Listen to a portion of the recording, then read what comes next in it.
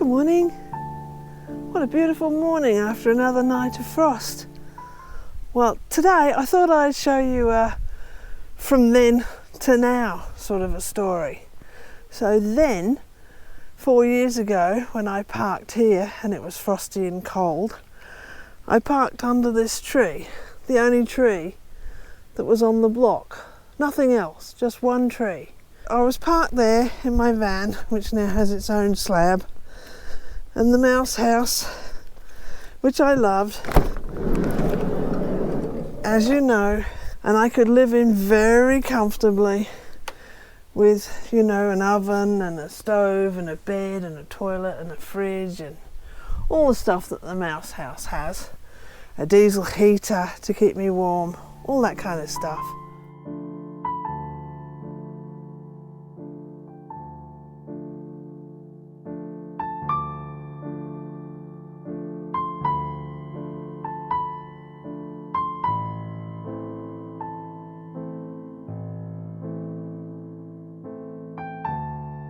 Was parked here, sort of across this area where the shadow now is. And look at it now. We'll go step by step. So the first thing that happened was tin hut tiny house. And my aim there was to build something that was all made out of recycled material and didn't cost very much, and employed local people to help me build it. And so this is it. This is tin hut tiny house, which is now where I preserve. I do the jams, the marmalades, the pickles, you know, all this kind of stuff. This is where I store all the jars. This is where I do the seed saving now. They hang up there. And also where a friend can spend the night. So that's what happened here, all these huge beams. I did all this lining myself, which is mahogany, and they were outside boards of an old garage that was being pulled down. That was a lot of work. This is just a very nice quiet space with not too much in it, which I love, and it's also where the GoPro parks at night, locked in safely. And I have now ridden about 300 kilometres since I got it, and most of that was just around town. So I go for a ride, visit friends in the little village, and the last part of Tin Hut was this veranda or deck here that I also did with Marty, him at one end, me at the other, with crowbars, pulling in the timbers and nailing them. This is the pizza oven where I cook my sourdough bread and sterilise the jars for the jam making. This was early days, and on the top there are my 3 solar panels that power my whole place. So I think that's 1,000 watts of solar there that look like they could do with a bit of a clean as well. I need a ladder that's kind of fixed there forever, so I can just climb up the ladder with the window cleaner with a long extendable handle and clean off those solar panels. But anyway, that's my entire power system there. I think it's time to tidy up round the fire pit and have a fire again. That would be lovely. The nights, oh my gosh, the nights, frosty mornings, clear nights, beautiful nights. This happened just recently. I didn't film it because I was also working on it, and I can't really do both.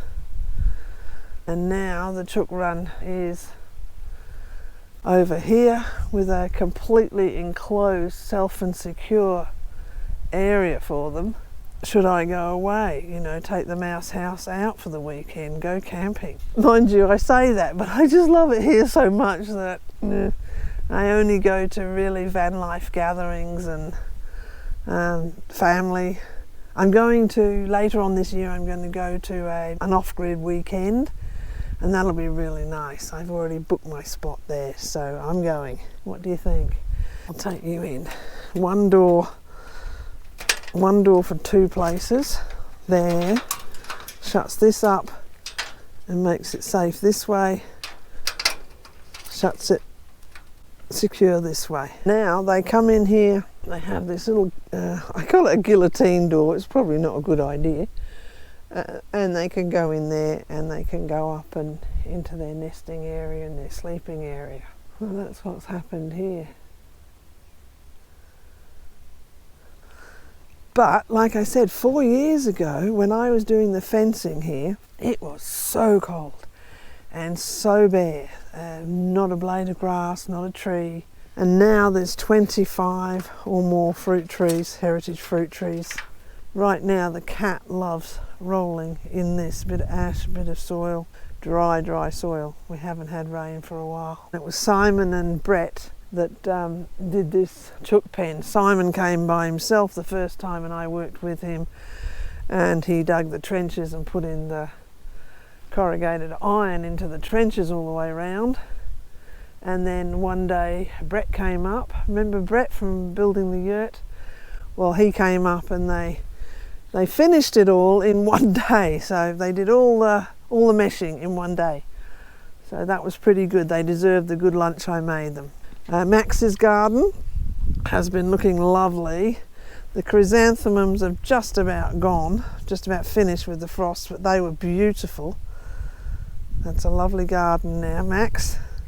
We're going to lose the green of the grass soon with all these frosts. The veggie garden's extended again.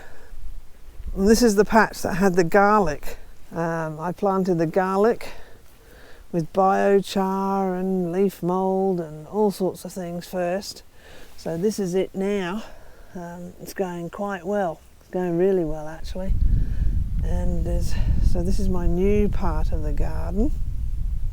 Not much in it yet, but there will be. I've had to take out all the things that were frosted, like the eggplants, most of the tomatoes. We had the last frost of last winter was the 6th of January. We had a frost. And then on the 6th of May, we had another frost. So it seems like we had spring, summer, autumn in 4 months. Anyway, I love it. I love it when it's cool. Well, this is what it's looking like now. And these tiny little veggies are now pretty big. The broccoli have already started to get heads, get their hearts. And when I was over there, parked under that one tree, I had a little tiny tomato plant and maybe some basil in a pot next to the van. And I thought I was in heaven. And people would say, wow, who on earth would have bought that block? And my neighbour even said just recently, she said, we are amazed at what you've managed to do with that block. We thought nobody would ever manage to do anything with that block. And I think it looks pretty good.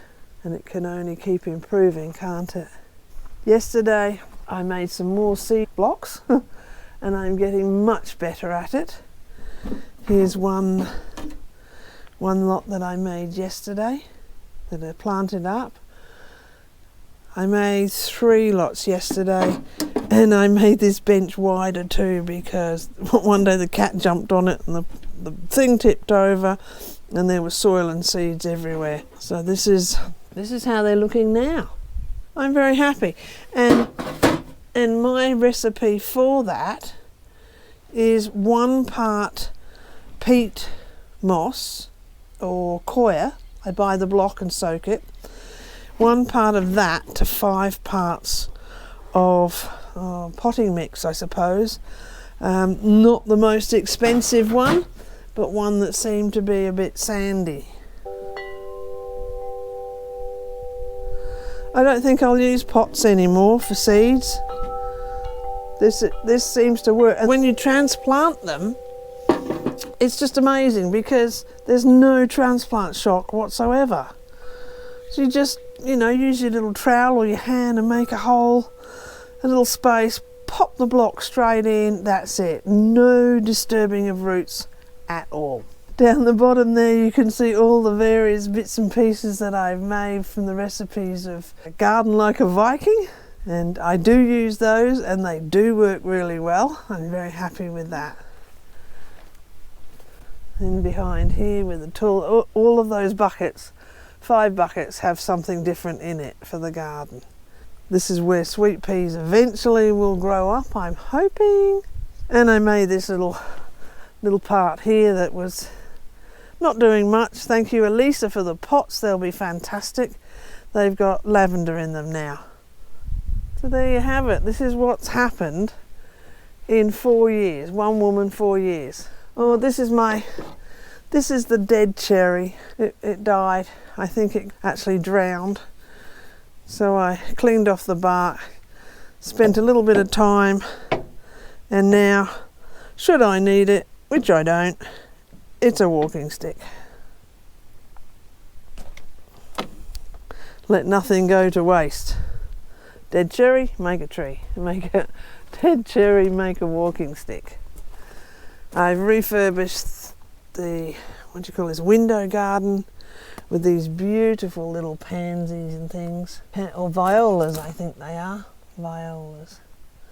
And wishful thinking, that's nasturtium. I thought, well, maybe it won't frost and it'll hang down here and look really lovely.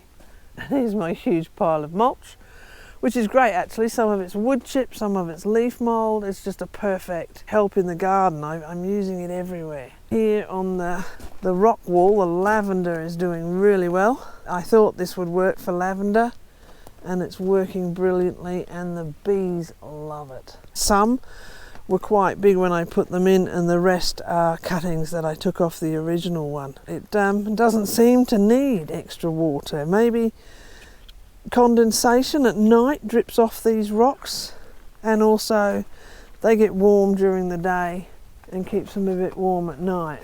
So, my friends, from all parts of the world, good morning, and this is what's happened. This is Happenstance, 4 years after doing the fencing. Changed somewhat, hasn't it? It's about beauty, isn't it? It really is about beauty. And look at these. These are beautiful.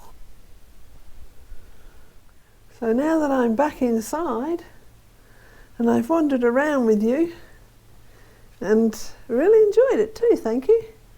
So I thought, well, before I start writing in my What I've Done Today book, I thought, you know what? I think it's time for a nice cup of coffee.